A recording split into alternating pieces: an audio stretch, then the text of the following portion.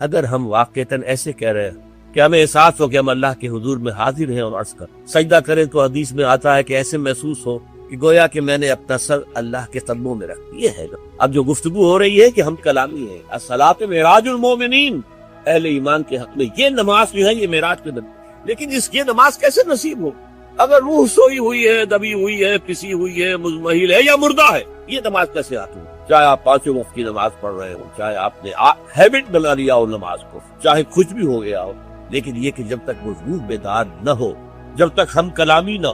افلاک سے آتا ہے نالوں کا جواب آخر، اٹھتے ہیں حجاب آخر، کرتے ہیں خطاب آخر، جب تک یہ نہ ہو، جیسے کہ میں ایک حدیث قدسی انشاءاللہ آج سناؤں گا سورہ فاتحہ کے کہ اللہ تعالیٰ کے سامنے جب کھڑا ہو کر انسان جب کہتا ہے انی وجہت وجہی للذی فطر السماوات والارض حنیفا، دائیں بائیں سے بالکل اپنا تعلق کاٹ کر میں نے اپنا رخ کر لیا ہے اس اللہ کی طرف جس نے آسمانوں اور زمین کو۔ اب یہ توجہ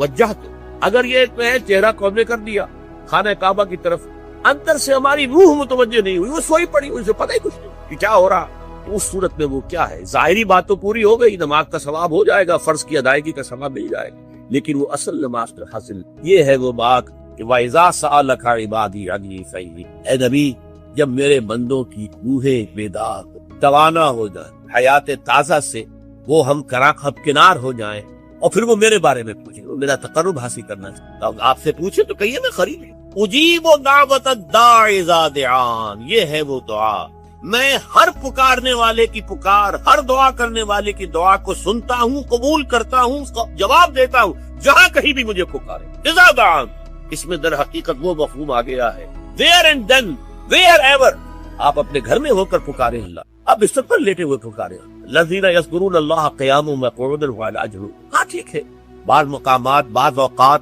قبول دعا کے لیے زیادہ سازگار ہو، حرم میں جا کر دعا مانگی جائے، اور مینا میں عرفات میں خاص طور پر، جبل رحمت پر خاص طور پر، ملتزم جو ہے کعبے کا اس پر خاص طور پر، وہ ایام بھی ہے خاص، لیکن یہ نہیں ہے کہ بقیہ دنوں میں آپ کے اور اللہ کے درمیان کو بڑا فاصلہ ہے۔ یہ سارا دنیا میں مشرکانہ نظاموں نے تصور پیدا کیا، اللہ تو دور ہے دور ہے دور ہے دور ہے، پاک ہے پاک ہے پاک، تم ناپاک ہو ناپاک ہو ناپاک ہو، اور تم تو بڑی پستی میں پڑے ہو، تم اللہ سے براہ راست ہم کلام نہیں، کوئی درمیانی چاہیے، کوئی لنکس چاہیے، کوئی پجاری ہوگا، کوئی پروہت ہوگا، کوئی پنڈت ہوگا، کوئی پیر ہوگا، کوئی پادری ہوگا، کوئی پوپ ہوگا، اس کے ذریعے سے تم اللہ سے ہم کلام ہو، خود نہیں۔ اور جب ذریعے بیچ میں آ گئے تو ان کی مٹھی گرم کرو، ان کی چاپلوسی کرو، ان کو بھی جو ہے چادریں چڑھاؤ، ان کو نذرانے پیش کرو۔ یہ ہے بدترین ایکسپلائٹیشن جو مذہب کے ذریعے سے نوع انسانی کی۔ یہ دو ایکسپلائٹیشن دنیا میں ہوئی ہے تاریخ انسانی کی، ایک بادشاہوں کی طرف سے خراج دو ہمیں، محنت تم کرو گے کھیت میں،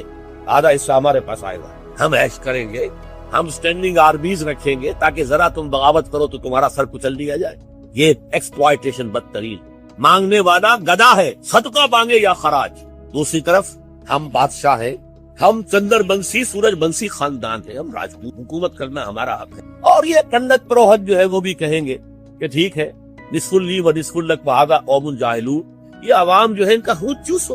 ہمیں یہ نذرانے پیش کریں، بتوں کو آ کے چڑھائیں، حکومت خراج دیں اور ٹیکس دیں، they are to be exploited۔ اسلام نے آ کر دونوں کا کوئی ملوکیت نہیں، زکوٰۃ ہے تو غربا کے لیے، بادشاہ کے لیے نہیں ہے، یہ تو غربا کے لیے، لہذا کوئی ٹیکس ہے۔ نمبر دو، اللہ سے ہم کلام ہونے کے لیے کسی دربان، کسی جو ہے پہرے دار کی مٹھی گرم کرنے کی ضرورت ہے۔ جب چاہو ہم کلام ہو، دل کے آئینے میں ہے تصویر یار، جب ذرا گردن جھکائی دیکھ، یہ تو تم ہماری طرف متوجہ نہیں ہوتے، ہم تو ہر وقت کہتے ہیں، ہر شب کو آخری لمحات جو ہیں، آخری جو گھنٹے ہیں رات کے، سمائے دنیا تک ہم نزول فرما لیتے ہیں تمہارے لیے، اور پکارنے والا پکارتا ہے، حل من مستغفر فاغفر له، ہے کوئی استغفار کرنے والا کہ میں اسے بخش، حل من سائل فاعطیہ، ہے کوئی مانگنے والا کہ میں اسے عطا کروں۔ تم ہی سوئے رہتے ہو، انٹا غفیر رہتے ہو، تمہیں ہماری طرف توجہ نہیں۔ اگر ہماری طرف متوجہ ہو جاؤ تو جیسے کہ اقبال نے کہا کہ میرے لیے یہ دربان جو ہے ویران کلیسا کو کلیسا سے اٹھا دے، کیوں خالق و مخلوق میں حائل رہے پر، جیسے میں نے کچھ ہوا اور مجھے معلوم ہوا کہ ایک سخت خطا ہے یہاں پر ہے، یہ پرسپشن ہے میری، کنسپشن کچھ اور ہے، تصور ذہن کے اندر نقشہ بن گیا۔ خدا کا تصور ہم قائم نہیں کر سکتے، لیکن خدا کے ساتھ ہمارا جو باطنی رشتہ ہے کہ اندر محسوس ہوتا ہے کہ ہے، جس کی مثال بھی میں نے دی تھی، بعض حضرات کے شاید علم میں نہ ہو، کہ جیسے میں اس وقت اس دیوار کو دیکھ رہا ہوں تو ایک تصور میرے ذہن میں قائم ہوا، دیوار اتنی لمبی ہے، اتنی چوڑی ہے، اتنی اونچی ہے، یہ دیوار جو ہے سفید رنگ اس پر ہوا ہے، میں نے تصور قائم کر لیا۔ فرض کیجئے کہ میں اندھا ہوں، میں نہیں دیکھ سکتا، میں جاتا ہوں اور ہاتھ لگا کر دیکھتا ہوں دیوار ہے، کتنی لمبی ہے مجھے نہیں پتا، اس لیے کہ وہ کانسیپٹ تو صرف میرے اس ٹچ سے نہیں ہوئے، یہ تو ایک یک رخا، ایک ون سائیڈڈ میرا اس وقت ایک پرسیپشن ہے، لیکن ہے، یہ میں جس زور سے کہوں گا ہے، دیوار ہے۔ تو ذات باری تعالیٰ کے لیے بس انسان کے پاس یہ ہے کہ ہے، دور بینان بارگاہ الست جس پہ این بردان کے حق، بس یہ حق، باقی کیا ہے کیسا ہے یہ ویسے تو ہم بہرحال مسلمان ہونے کے ناطے اللہ کو ہم مانتے ہیں اسماء و صفات کے ساتھ، تو ہم اس کی صفات کو مانتے ہیں، لیکن تجزیہ کیجئے تو صفات کے بارے میں کیا پتا ہے؟ اللہ دیکھتا ہے، کیسے دیکھتا ہے یہ تو نہیں پتا، کتنا دیکھتا ہے یہ بھی ہمیں نہیں پتا، یعنی اس کی بھی اصل حقیقت جو ہے دیکھنے کی وہ تو ہم نہیں پالے۔ اللہ کی کوئی ایسی آنکھیں تو نہیں جس سے وہ دیکھتا ہو، ہمارا دیکھنا تو روشنی کا محتاج ہے، روشنی ہو تو ہم دیکھ سکیں گے، کیا اللہ کا دیکھنا بھی کسی شے کا محتاج ہے؟ قطعاً نہیں۔ تو ہم تصور کیجئے اللہ کا دیکھنا کیا ہے، کچھ نہیں بات، ہمیں یہ معلوم ہے وہ دیکھ کے، ہمیں یہ معلوم ہے علی کل شیء قدیر، قدرت کتنی ہے اس کی، قدرت کی شان کیا معلوم ہے؟ تو معلوم یہ ہوگا کہ صفات کے بارے میں بھی تجزیہ کریں تو ہمارے ہاتھ پلے ہے، وہ سوائے کے کہ ہم ایک صفت کی ایک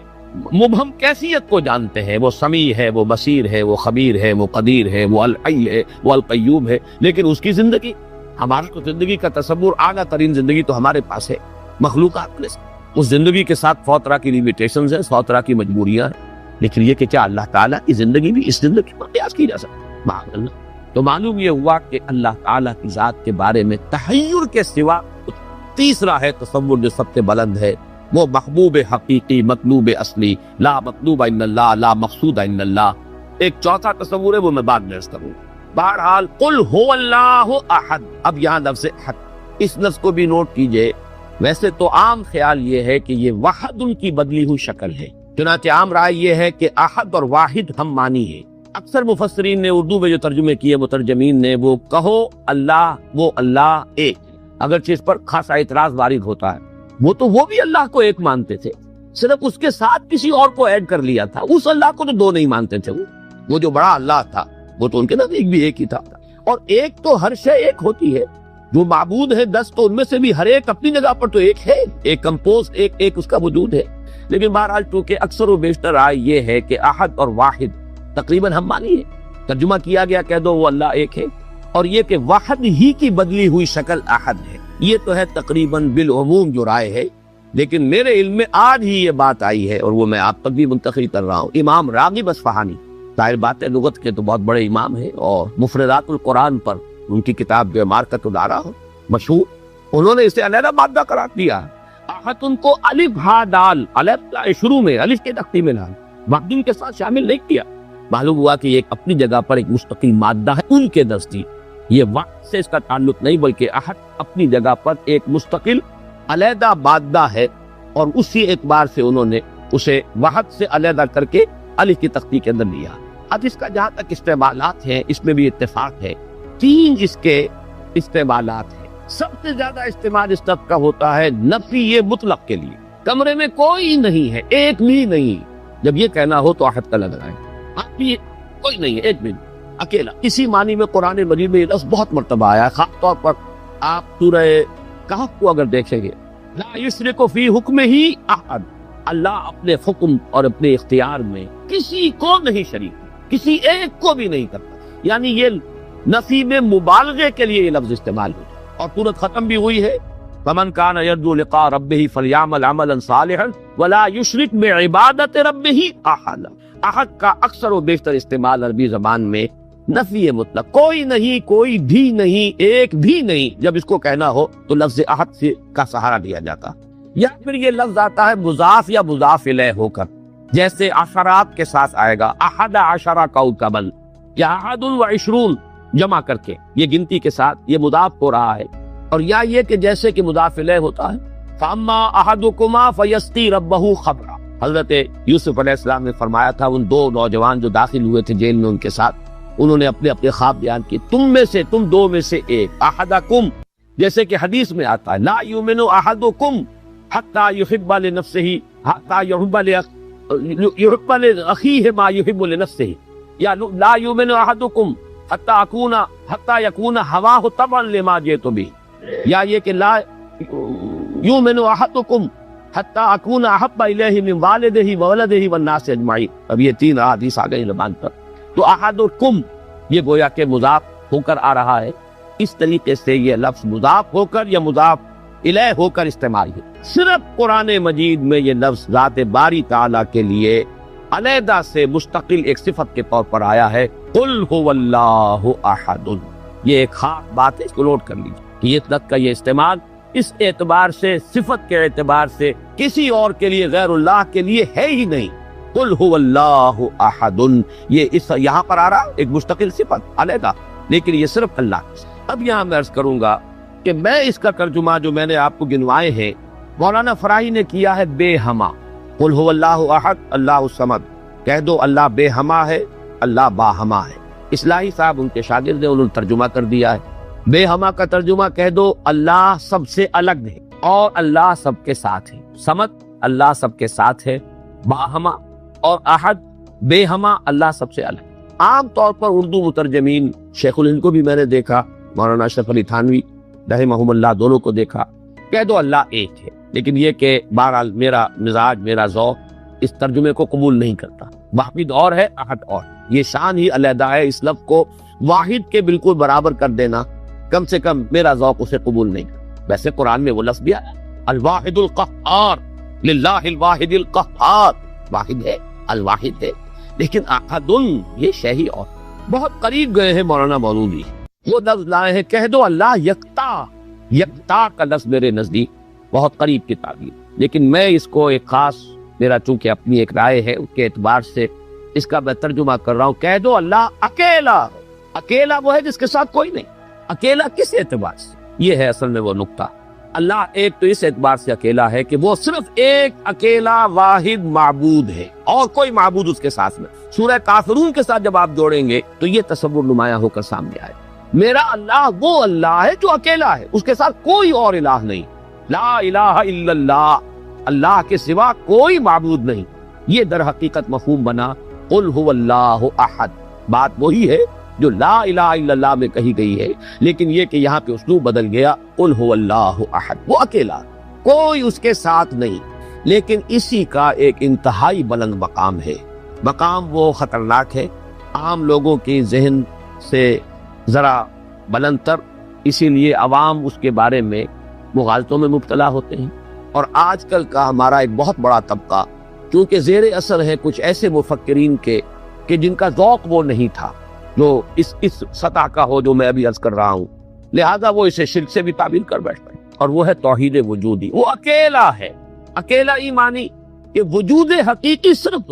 یہ توحید وجودی جس کو میں تفصیل سے بیان کر چکا ہوں سورہ حدید میں، هو الاول والآخر والظاہر والباطن، وہی پہلا، وہی آخر، وہی ظاہر، وہی باطن، وہی وہ اور کوئی ہے نہیں۔ جو نظر آ رہے ہیں حقیقت میں نہیں ہے۔ کل ما فی الکون وہم او خیال اور عکوس فی المرایا او ظلال، کل جو کچھ نظر آتا ہے موجودات میں یہ وہم ہے یا خیال ہے، یا جیسے شیشے میں عکس نظر آتا ہے، آپ ادھر کھڑے ہیں ادھر بھی نظر آ رہے ہیں، وہاں تو کوئی نہیں ہے، ادھر ہے جو ہے وہ، جو کوئی نہیں ہے وہاں نظر تو آ رہا ہے۔ اور عکوس فی المرایا او ظلال، یا سایہ ہے، درخت کی شاخ اوپر ہے، سایہ نیچے پڑ رہا ہے، سایہ کا کوئی وجود لیکن نظر تو آ رہا ہے، جس کو کہ حضرت مجدد الفسانی نے فرمایا کہ یہ سنے خدا بندیس کہ معدوم را موجود می نمائند، یہ معدوم ہے کائنات، حقیقت میں موجود نہیں ہے، لیکن اس کو اللہ تعالیٰ نے موجود کر کے دکھا دیا ہے، نظر آ جیسے وہ آج دائرے کی مثال میں نے دی ہے بارہا، یہ حضرت مجدد کی دی ہوئی مثال ہے کہ اگر آپ ایک قندیل لے لیں، لکڑی ہے ایک لمبی، اس کے ایک سرے کے اوپر آپ نے کپڑا باندھا، تیل ڈال دیا، مٹی کا آگ لگا دی، یہ شعلہ جوالا ہے، اب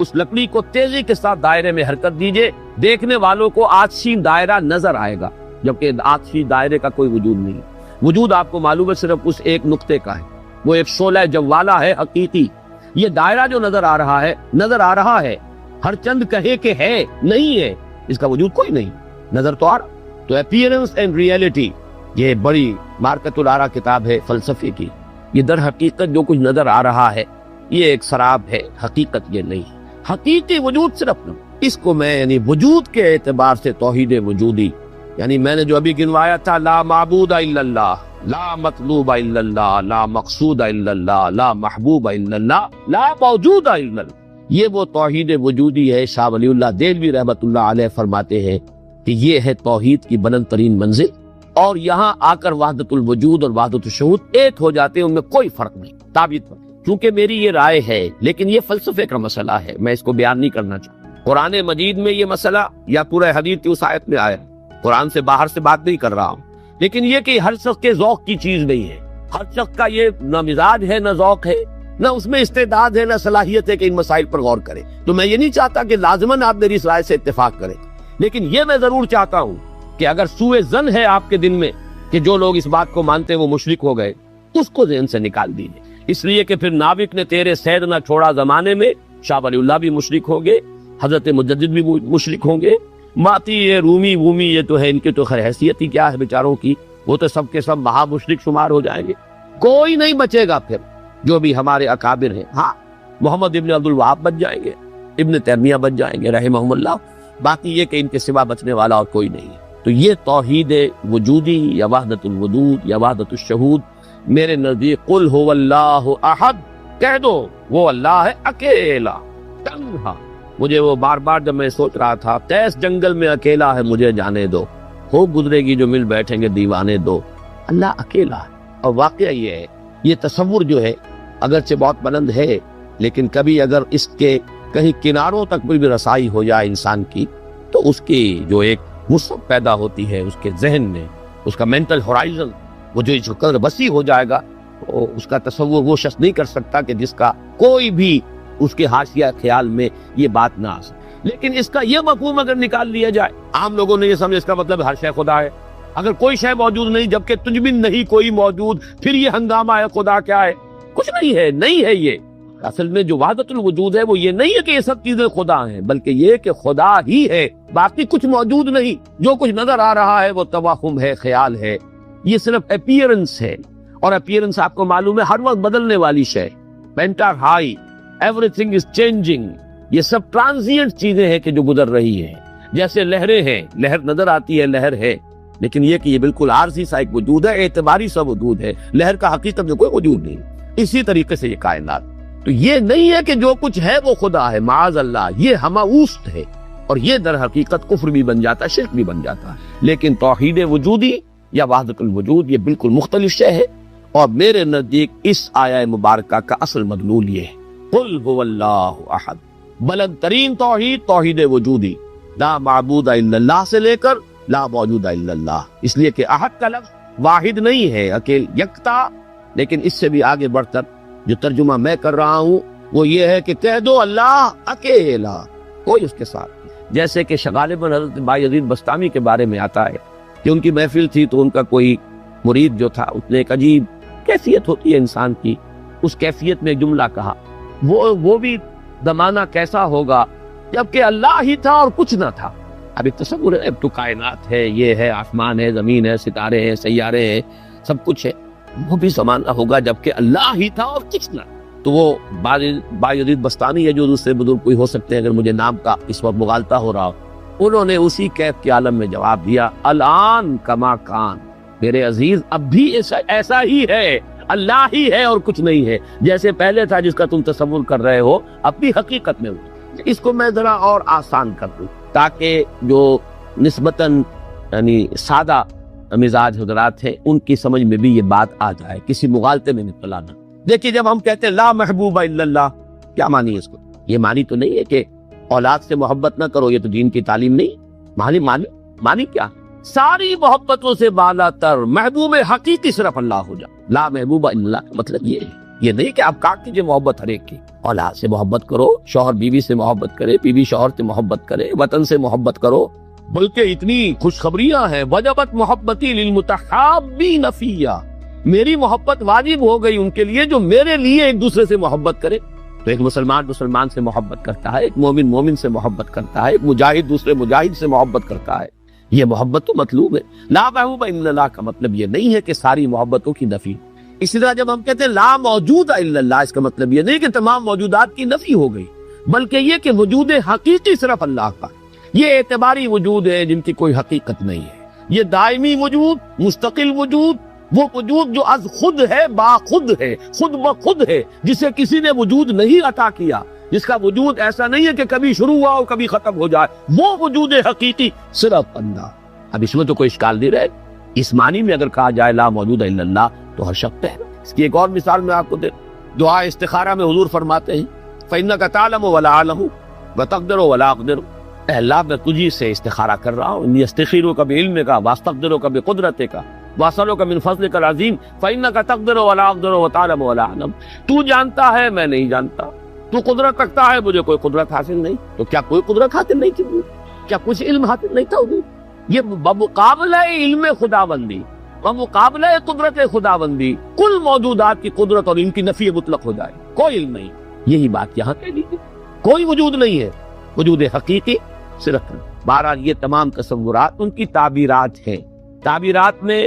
ذرا سخت سختر مقامات بھی آ جاتے ہیں، مشکل سے مشکل تر مقامات بھی آ جاتے ہیں، میں اس کی تفصیل میں اس وقت نہیں جا رہا، لیکن میرے نزدیک اس سورہ مبارکہ کی پہلی آیت اس عظیم ترین سطح پر توحید کو بیان کر رہی ہے، اور یہ جیسا کہ میں نے عرض کیا تھا جب تک یہ بات سامنے نہ آئے، چار اعتبارات سے کس طریقے سے توحید کے بیان کو اس صورت نے سمو لیا اپنے اندر اور جمع کر لیا ہے، تبھی اس کی وہ عظمت ہے کہ ثلث قرآن کے مساوی یہ صورت، تبھی اس سے صحابہ کی وہ محبت کا راز جو ہے وہ کھلتا ہے کہ کیوں ایسے ہی نہیں ہے۔ قل هو اللہ احد، کہہ دو وہ اللہ ہے، میرا معبود جسے میں پوچھتا ہوں وہ اللہ ہے، لیکن وہ اللہ نہیں جسے تم پکار رہے، وہ اللہ جو اکیلا تنہا، اللہ الصمد، جیسا کہ میں عرض کر چکا ہوں صمد کا لفظ قرآن مجید میں ایک ہی مرتبہ ہے، اور اس کے مفہوم کو بھی دو معنی سے بیان کیا گیا ہے۔ ایک تو چونکہ ایک مرفوع روایت بھی امام رازی لے کر آئے ہیں، روئے عن ابن عباس رضی اللہ تعالی عنہما، کہ حضور سے پوچھا گیا اللہ کا صمد ہونا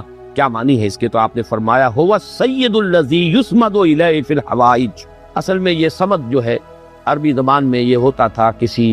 چٹان، مضبوط چٹان کی طرف جس کو پشت پر رکھ لیا جائے تو دشمن سے مقابلے میں انسان کو سہولت ہوتی ہے۔ اگر آپ جیسے کہ وہ حضرت عمر کا بھی واقعہ بیان ہوتا ہے، بعض حضرات تو اس کو نہیں مانتے لیکن اکثر لوگ مانتے ہیں کہ مسجد نبوی میں خطبہ دے رہے تھے حضرت عمر، اور اس وقت شام کے ایک محاذ پر جنگ بھی ہو رہی تھی، اس وقت حضرت ساریہ جو امیر الجیش تھے وہ کوئی غلطی کر رہے تھے، اسٹریٹجک مسٹیک ہو رہی تھی کہ انہوں نے پوزیشن ایسی لے لی تھی کہ جو غلط تھی جنگی تدبیر کے اعتبار سے، تو حضرت عمر نے وہی اللہ نے کہیں دکھا دیا، اللہ کو قدرت حاصل ہے وہ دکھا دے۔ آج ٹیلی ویژن سے آپ دیکھ سکتے ہیں تو اللہ تعالیٰ بغیر ٹیلی ویژن کے آج ہی 1400 برس قبل دکھا سکتے، انہونی بات کہ وہ نقشہ سامنے آ گیا، جیسے حضور فرماتے ہیں جب آپ سفر معراج سے واپس آئے تو سوال کیے لوگ آپ مسجد اقصی میں گئے تھے، وہاں کتنی کھڑکیاں ہیں، کتنی کڑیاں ہیں، کیا ہے؟ تو اب حضور ایک دفعہ چونکے کہ اب یہ میں نے کوئی کھڑکیاں تو نہیں گنی وہاں، لیکن یہ کہ اگر مجمع میں آپ نہ بتا سکتے تو تالیاں پڑ جاتی۔ اس وقت اللہ نے فوراً وہ جو ہے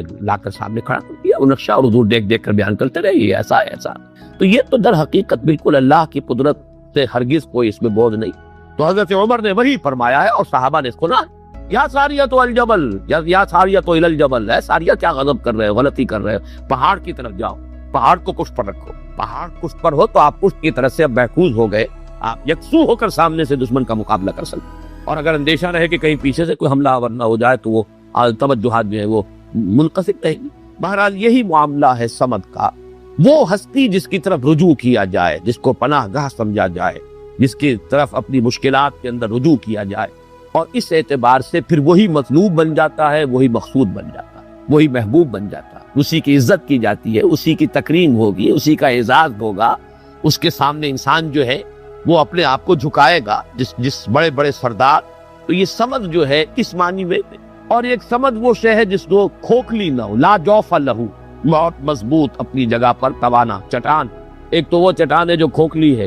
لیکن یہ کہ ایک چٹان وہ ہے جو مضبوط اور بالکل سالڈ چٹان ہے۔ ان دونوں اعتبارات سے اللہ الصمد کا ترجمہ اب مولانا فرائی، مولانا اصلاحی صاحب کا تو یہ ہوا کہ اللہ تعالی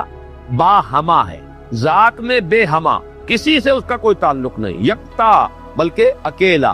لیکن یہ نہیں ہے کہ مخلوق سے منقطع ہے، مر گئے ہم انہیں خبر نہ ہوئی، یا یہ ہے کہ مخلوق کی دعائیں نہ سنتا ہو، مخلوق کی حاجت روائی نہ کرتا ہو، نہیں، سب کا ملجا وہی ہے، سب کا ماوا وہی ہے، سب کے لیے پناہ گاہ وہی ہے، سب کی حاجت روائی کرنے والا وہی ہے، تو وہ اللہ صمد ہے۔ یہ دو احد اور صمد جو ہے اس نے جڑ کر اصل میں اسی طریقے سے ایک تصور کو مکمل کیا ہے جیسا کہ آیت الکرسی میں اللہ لا الہ الا ہو الحی القیوم، الحی اور القیوم، الحی خود زندہ، زندہ جاویل، اور قیوم باقی پوری کائنات کو تھامے ہوئے، سنبھالے ہوئے، پوری موجودات کا یہ سارا سلسلہ یہ محتاج ہے اللہ کا۔ اس کی میں نے پہلے بیان کی ہے، بہترین تمثیل وہ ہے جو مولانا مناظر حسن گیلانی رحمۃ اللہ علیہ نے دی ہے، ربط الحادث بالقدیم کی مثال۔ اللہ کی ذات اور اس کائنات کے درمیان ربط اور تعلق کیا ہے؟ انہوں نے مثال دی ہے کہ آپ اپنے ذہن میں نقشہ قائم کیجئے، تاج محل کا نقشہ، جس نے تاج محل دیکھا ہو، چلیے آپ نے مینار پاکستان دیکھا، مینار جن پاکستان کا تصور کیجئے، ذہن میں نقشہ قائم کیجئے۔ یہ ذہن میں جو نقشہ قائم ہوا ہے،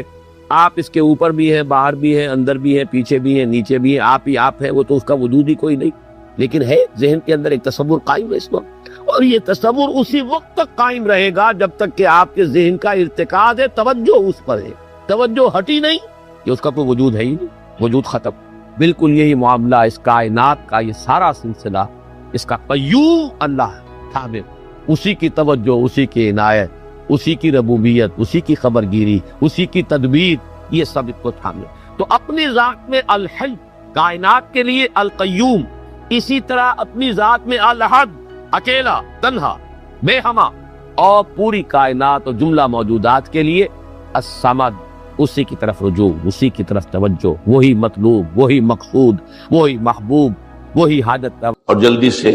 8 نفل پڑھ لیے، یہ تہجد نہیں ہے، یہ تو فجر کا ضمیمہ بنا لیا۔ ہر نوافل ہے، عبادت ہے، اس کے بھی جو اس کے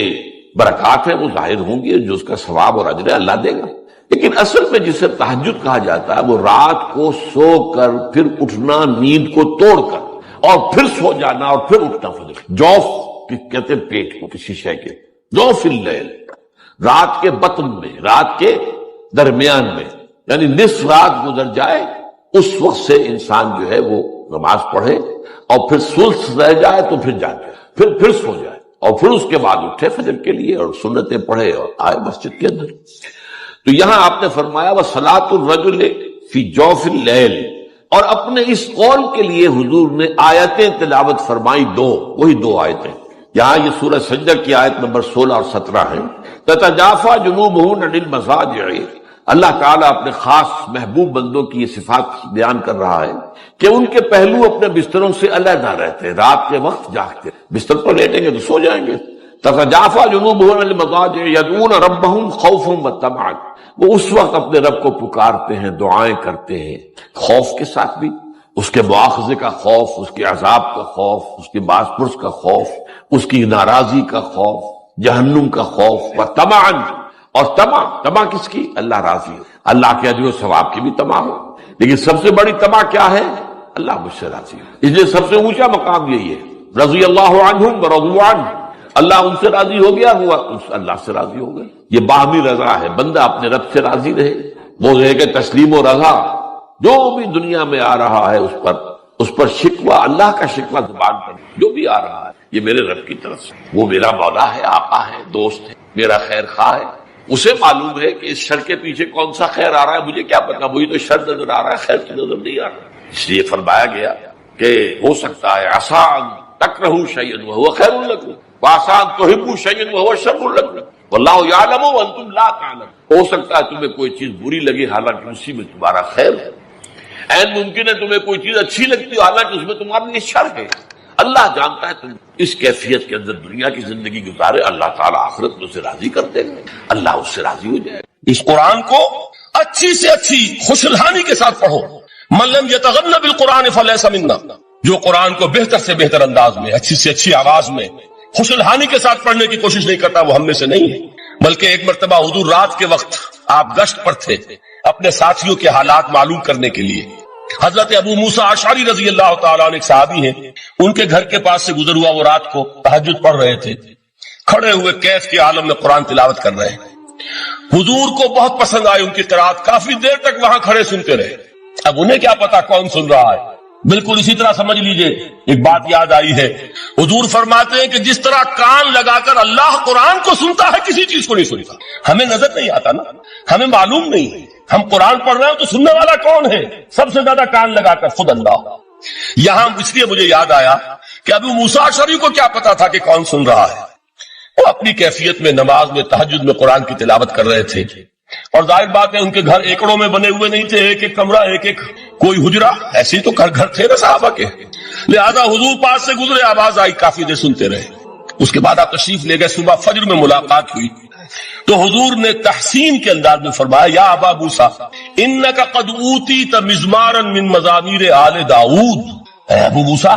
تمہیں تو آل داؤد کے سازوں میں سے ایک ساز اللہ نے عطا فرما دیا ہے۔ جس طرح حضرت داؤد لہن داؤدی مشہور ہے کہ جب وہ پچھلے پہر رات کو حمد کے ترانے الاپتے تھے، قرآن میں ہے کہ پرندے شامل ہو جاتے تھے ساتھ، اور پہاڑ وجد میں آتے تھے، پہاڑ بھی ان کے ساتھ شریک ہوتے تھے، تو جس طرح کا اللہ نے ان کو لہن عطا فرمایا تھا، حضور نے تحسین کے انداز میں فرمایا ہے ابو موسیٰ اشعری اللہ نے تمہیں بھی آل داؤد کے سازوں میں سے ایک ساز عطا فرمایا۔ بہرحال قرآن مجید کا جو یہ میوزک ہے، قرآن کے الفاظ کا جو حسن ہے، جہاں تک حسن معنوی ہے وہ تو ہر لفظ میں ہے، لیکن یہ حسن ظاہری، حسن صوتی، حسن لفظی، یہ اپنے کلائمیکس پر آپ کو نظر آئے گا سورہ رحمان میں۔ لیکن قرآن میں یہ سورت اس اعتبار سے بھی ممتاز ہے، اس کی 4 آیات پر ذرا توجہ کریں گے، عجیب حقائق سامنے آئیں گے۔ جہاں یہ قرآن مجید کے حسن صوت اور حسن لفظی کی معراج ہے، وہیں اس کی پہلی 4 آیات میں 4 چوٹی کی چیزوں کا ذکر ہے، سب سے اونچی چیز ہے۔ پہلی آیت کیا ہے؟ الرحمن، ایک آیت ہو گئی۔ رحمان کیا ہے؟ اللہ کا نام ہے۔ کبھی آپ نے غور کیا اللہ کے ناموں میں سب سے پیارا نام کون سا ہوگا؟ رحمان۔ کیوں؟ اس کا مادہ کیا ہے؟ رحمت۔ ہمیں سب سے بڑھ کر جس چیز کی ضرورت ہے وہ کیا ہے؟ رحمت خداوندی۔ نام اچھی طرح سن لیجئے اس حضور کے قول کو۔ حضور فرماتے ہیں کوئی شخص جنت میں مجرد اپنے عمل کی بنیاد پر داخل نہیں ہو سکے گا جب تک کہ رحمت خداوندی دستگیری نہ کرے۔ کسی صحابی نے بڑی ہمت اور جرأت کا ثبوت دیا کہ پوچھ لیا کیا حضور آپ بھی؟ جب آپ نے فرمایا کوئی شخص داخل نہیں ہو سکتا جنت میں محض اپنے عمل کی بنیاد پر جب تک کہ رحمت خداوندی جو ہے وہ دستگیری نہ فرمائے۔ پوچھا گیا کیا آپ بھی؟ آپ نے فرمایا ہاں میں بھی۔ آپ انداز کیجئے کہ اگر محمد الرسول اللہ بھی رحمت خداوندی کے ضرورت مند ہوں تو تاب دیگرا چے رسد، ہماری تو سب سے بڑی ضرورت رحمت خداوندی۔ اب یہ رحمت جو ہے قرآن مجید میں اللہ تعالیٰ کی یہ شان 2 الفاظ کے ذریعے سے آتی ہے، رحیم اور رحمان، اور کوئی مادہ نہیں ہے جس سے 2 نام بنتے ہوں اللہ کا، لیکن یہ مادہ ہے واحد رحمت کا کہ جس سے رحمان بھی ہے رحیم بھی ہے۔ رحیم صفت مشبہ ہے، رحمت دائم ہو جائے گی، مستقل ہوگی تو رحیم کہیں گے، اور رحمان اس میں رحمت کی ہے وہ شان ہے کہ جیسے ٹھاٹھے مارتا ہوا سمندر ہو، ہیجان کی کیفیت، طوفانی کیفیت، رحمت خداوندی کا طوفانی جوش، وہ ہے رحمان۔ آپ تو رہتے اس علاقے میں ہیں، آپ کو معلوم ہے عرب اگر بھوکا مرا جا رہا ہو تو کیا کہے گا؟ انا جوعان۔ پیاسا مرا جا رہا ہو انا عطشان۔ بہت غضبناک ہوگا غضبان، غضبان آصفہ قرآن میں آیا ہے، بہت غضبناک۔ رحمان جس کی رحمت جو ہے جوش میں ہے، ٹھاٹھے مارتے ہوئے سمندر کے مانند۔ تو یہ اللہ تعالیٰ کے ناموں میں سب سے پیارا نام۔ اب آگے چلیے، الرحمن علم القرآن، رحمان نے قرآن سکھایا۔ رحمت خداوندی کا سب سے بڑا مظہر، رحمان کی رحمانیت کا سب سے بڑا مظہر قرآن ہے۔ ان میں جو منطقی ربط ہے اس کو سمجھتے جائیے۔ اچھا آپ یہ سوچئے، جو علم بھی انسان کو حاصل ہوا وہ کس نے دیا؟ اللہ نے۔ سائنس کا علم کس نے دیا؟ اللہ نے۔ علم آدم الاسماء کلھا، وہ علم الاسماء جو حضرت آدم کو دے دیا گیا تھا ازل میں، یہ اسی کا ظہور ہے، یہ اسی کی ایکسفولیشن ہے جو ہو رہی ہے اور ہوتی رہے گی ابھی۔ اور دوسرے علم ہے وہ کس نے دی؟ اللہ نے دی۔ لا یحیطون بشیء من علمہ الا بما شاء، مخلوق میں سے کوئی اللہ کے علم میں سے کسی شے کا احاطہ نہیں کر سکتا مگر وہ جتنا اللہ دینا چاہے۔ لیکن یہ کہ تمام علوم میں چوٹی کا علم قرآن، نوٹ کرتے جائیے، چوٹی کی چیزیں جمع کیجیے۔ اللہ کے ناموں میں چوٹی کا نام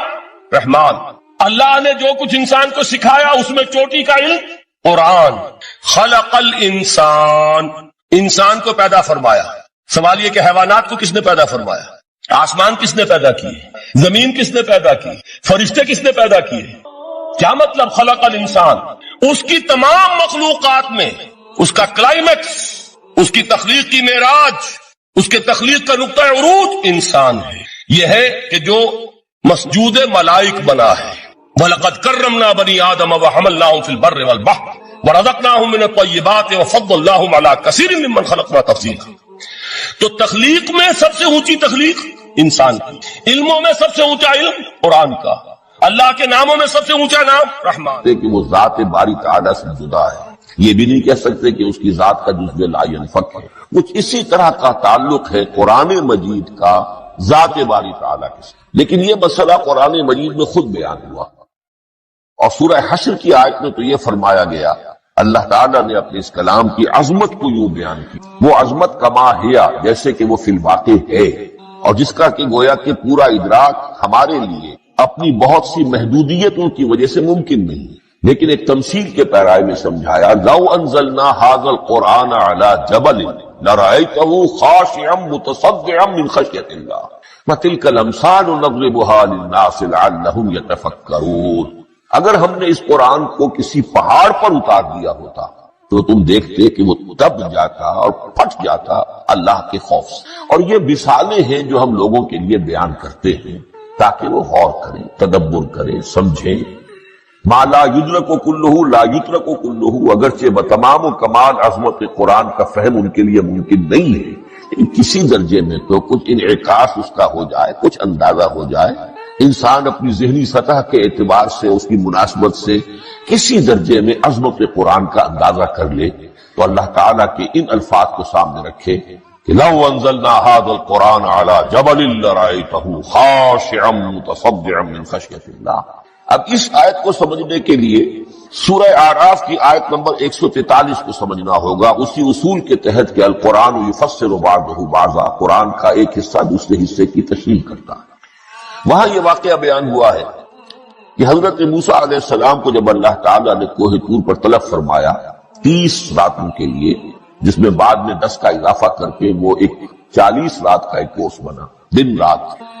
اس موقع پر جو مخاطبہ الہی، مکالمہ الہی سے مشرف ہوئے حضرت موسیٰ علیہ السلام، تو ان کی آتش شوق بڑھ گئی اور انہوں نے بڑی جرت کر کے یہ درخواست کر دی، رب ارنی انظر الیک، پروردگار مجھے اپنا دیدار بھی عطا کر، مجھے موقع عنایت فرما، میں تجھے دیکھ سکوں۔ یہ ان کی وہ آتش شوق کا مسئلہ، لیکن جواب کیا ملا؟ لن ترانی، تو مجھے ہرگز نہیں دیکھ سکتے، ولکن انظر الی الجبل فإن استقر مكانه فسوف ترانی۔ لیکن ظاہر بات ہے کہ حضرت موسیٰ علیہ السلام کو بات سمجھانے کے لیے کچھ مشاہدہ بھی کرانا تھا۔ فرمایا تم مجھے نہیں دیکھ سکتے، البتہ اس سامنے کے پہاڑ پر نگاہ جماؤ، ہم اس پر اپنی ایک تجلی ڈالیں گے۔ یہ اگلی الفاظ کے اندر وضاحت ہے، میں یہاں پہلے سے بیان کر رہا ہوں سمجھانے کے لیے۔ اگر وہ پہاڑ ہماری اس تجلی کو، تجلی کسے کہتے ہیں؟ جلا، روشنی، تو اللہ تعالیٰ کی طرف سے کوئی خاص اس کے نور کا جب پرتو ہوتا ہے کسی شے پر، وہ اس کی تجلی ہے۔ ہم اپنی ایک تجلی اس پہاڑ پر ڈالیں گے، اگر وہ